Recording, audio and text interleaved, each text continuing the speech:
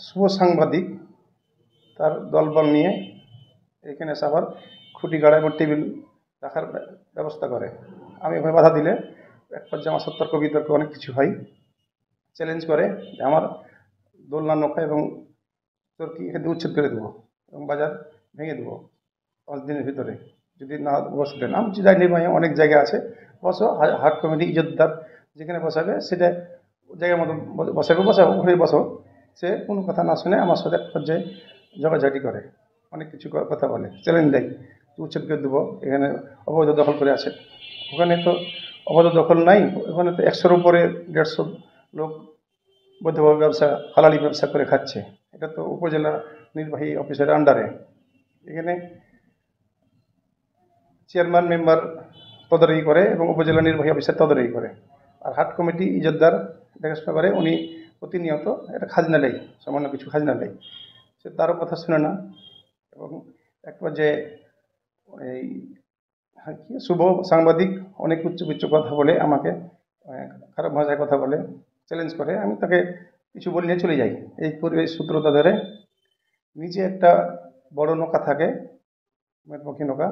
এই নৌকা জেলা প্রশাসকের অর্ডার নিয়েছি বলে এবং উপজেলা নির্বাহী অফিসারের অর্ডার নিয়েছি বলে এখানে জোর জবরদস্তিভাবে ওই জিনিসটা ফিল্ডের মধ্যখানে কাউকে না কর্ণপাত করে জোর করে বসিয়ে দিয়েছে। সে শুভ সাংবাদিক একাই ওখানে জোর জবরদস্তিভাবে ক্ষমতা খাটাইছে। সে এলাকার প্রত্যেকটা লোককে ও তিক্ত করে, অনেক বিরক্ত করে, অনেক কিছু মানে তার অশান্তি বোধ করে অনেক মানুষকে। সে মানুষকে হুমকি দেয়, বিভিন্ন ধরনের করে, ব্ল্যাক মানি করে সাংবাদিক হিসাবে।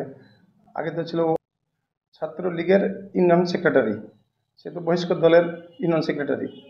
তো উনি অনেক এলাকার গোলা পাঞ্চেনা এলাকায় অনেক কিছুভাবে মানে উত্তপ্ত করে, অনেক রকম জ্বালাই। আমাদের ওখানে অনেক ধরনের বড় ভাইয়েরা সাংবাদিকেরা পরিজন নিয়ে যাই, চলাফেরা করি। আমাদের ওখানে অনেক ভাইয়েরা যায় সাংবাদিক, কোনোদিন কোনো সাংবাদিকের সাথে আমাদের কোনো তর্ক বিতর্ক হয় না বা হয়নি এখন পর্যন্ত। উনি একাই শুধু বাজারটাকে সবার সাথে ঝামেলা করে। আমাকে পরে 5-7 দিন পরে বলে যে যদি থাকতে চাও তাহলে আমাকে 20,000 টাকা দেওয়া লাগবে। আমি টাকা লাগবে, কিসের টাকা লাগবে? যদি থাকার মন থাকে তো দিতে হবে। আমি কিছু একটা টাকা দেবো না, সে আমাকে চাঁদা দাবি করে। আমি কেউ চাঁদা দিতে না চাই, ওর মনের ভিতরে একটা আক্রোশ রাগ থেকে যায়। গত 27 তারিখে আমার একটা ছেলে, 2 ছেলে আমার রাস্তাতে সাইকেল নিয়ে যাচ্ছিল, এক ট্রাকের সাথে রাস্তার সাইড দেওয়া নিয়ে একটু ঝামেলা হয়, ট্রাক চাপা দেয় আমার ছেলের সাইকেলের উপরে। ওখানে টিডিসি গেটের সামনে অনেক দোকানদাররা, অনেক মানুষ দেখেছে অন্যায়টা। সেখানে আমি বাড়িতে ছিলাম, সে মুহূর্তে দোকানদাররা ফোন দেয় যে আপনার ছেলের সাইকেল ভেঙে চলে দিয়েছে ট্রাকের ড্রাইভার এবং আপনার ছেলে বেঁচে গেছে, তাড়াতাড়ি বাজার আসেন। আমি বাজারে আসলাম, দেখলাম তো ড্রাইভার আমার এক বড় ভাই, আমার এলাকারই। আমি বললাম যে ভাইরা কী করলেন আপনি, এটা অন্যায় করেননি। পরে যাক ওখানে একটু হওয়ার পরে অনেক কিছু মারামারি গন্ডগোল ঝামেলা, কোনো ধরনের বিশৃঙ্খলা ঘটেনি, কোনো কিছু হয়নি। আমরা আমার মতো বাড়ি চলে গেছি। ওরা আমার সাইকেলটা নিয়ে ওদের অফিসে রেখেছে। পরে শ্রমিক অফিস থেকে আমাকে ফোন দেয় যে ভাই এটা শান্ত হন, পরে এটা মীমাংসা করে দেবো, ক্ষতিপূরণ দিয়ে দেবো।